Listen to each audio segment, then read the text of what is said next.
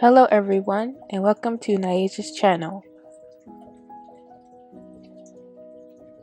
Today I'm going to be showing you how to create 360 waves in Nomad Sculpt. This is a quick and easy way to do this in Nomad Sculpt.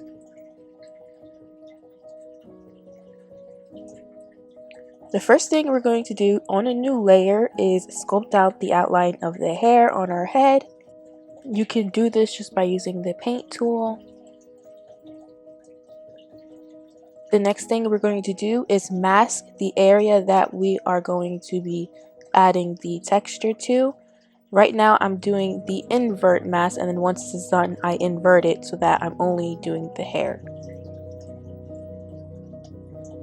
The part that you see is that's darker is the part where nothing will be affected when you draw over it. So as soon as you're done with this, you're going to invert this mask so that you do the hair like this. The next thing we're going to do is create the waves. I'm going to be doing this on a different sculpt that I did so that you'll be able to see it better on the head.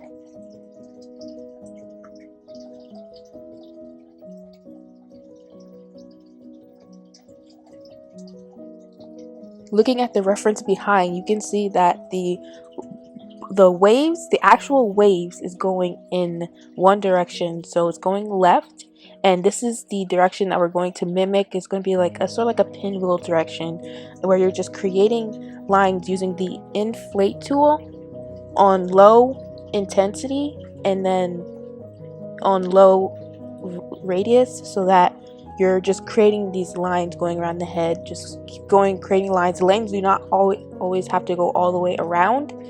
Like for example, here I only stop halfway. I start from the center, the little center of the head, and then I go, and if it hits the line, that's where I stop it, or that's where I probably would join the wave.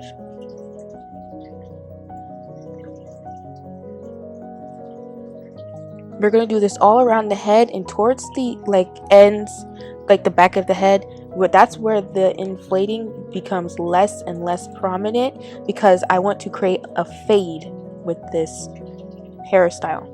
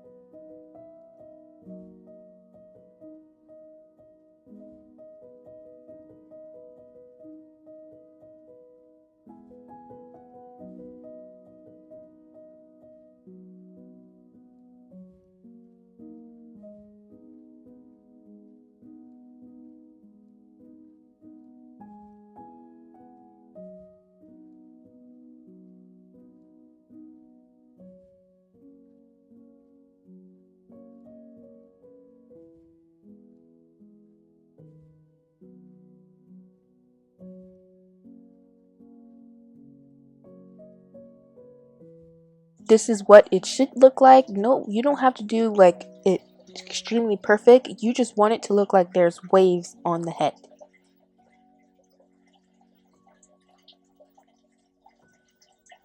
On another layer, and we're going to do this on that model we just was on, we're going to create another layer, and we're going to use any of these high, like dense patterns here. So for example, I'm using the circle pattern, and this is going to be the one you're going to be using for the clay tool on a different layer. I'm gonna keep stressing that, on a different layer, because it's not going to be able to be changed in the end.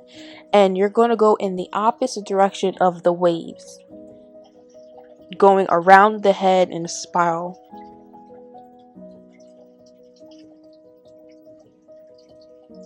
Now I do this because, or I choose a pattern for the clay brush, because I'm going to show you when the heads turn, you can see that the only part of the clay that's affected is the part that these lines are touching. So it's going to look like a hair texture, like a bumpy, wavy hair texture on the head when you change the texture of the clay brush.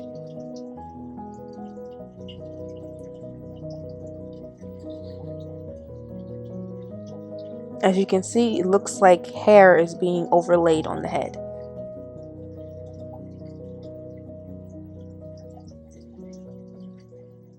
We're just going to keep doing this, going around and around in a circle until it gets to look something like this. You can do this in small strokes, big strokes, but as you get closer to the sides of the hair and the back done at the bottom, this is where you're going to just like stop and do it less and less, because you don't want the hairs to go all the way down.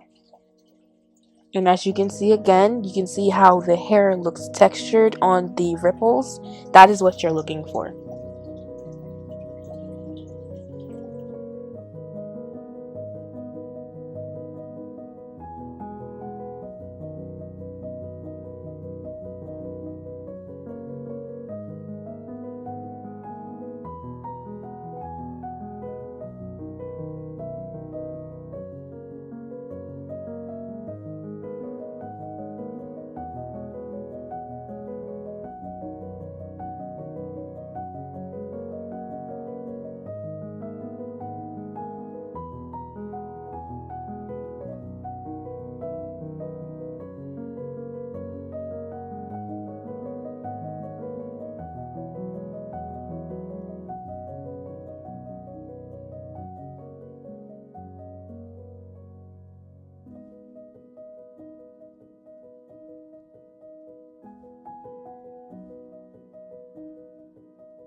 If when you did the hair, if some of the ripples went down, just choose the inflate tool and make those ripples more prominent, and that's all you would need to do.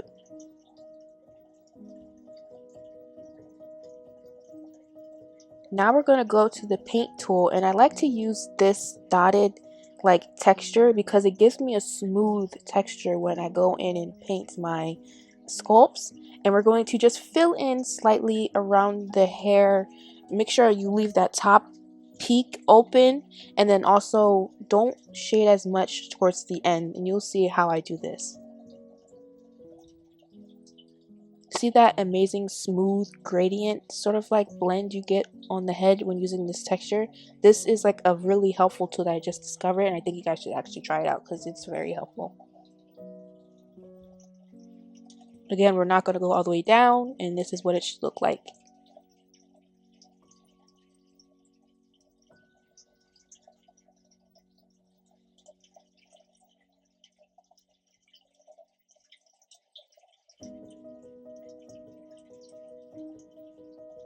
The next thing we're going to do is actually a step that you don't necessarily have to do, but I like to do, and it is add the little hairs on the side where the hair is being faded at. And I do this with the same technique that I use to do eyebrows.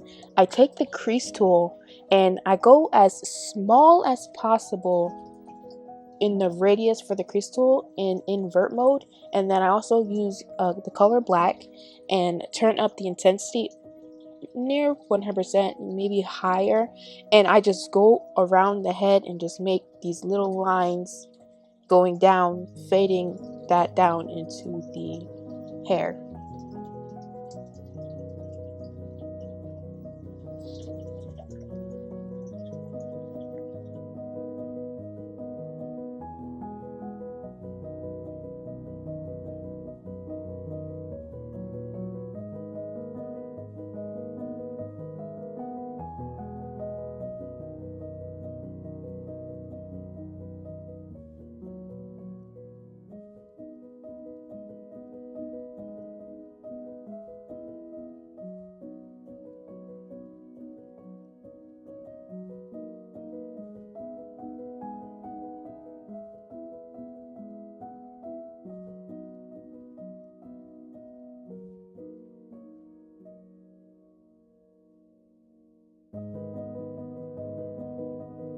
I go ahead and do this for the sides, and I also do this for the back, and it does add like this sort of realistic textured like fade to the hair, which I really like. And big on like the little details, they matter and they do help very much.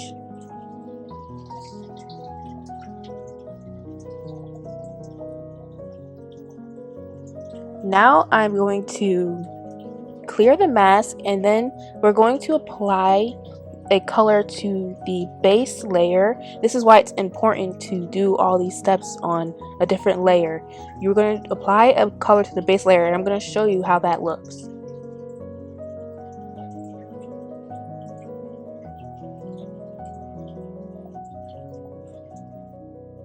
This technique is like the eyebrow technique.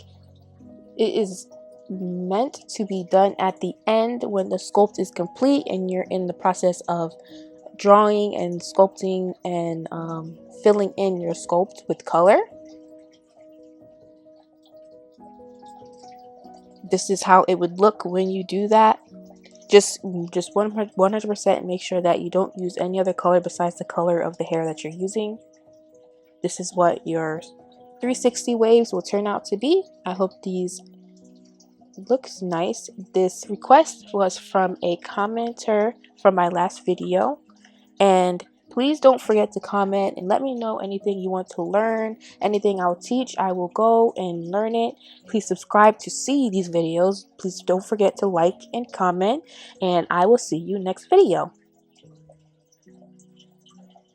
Thank you for watching.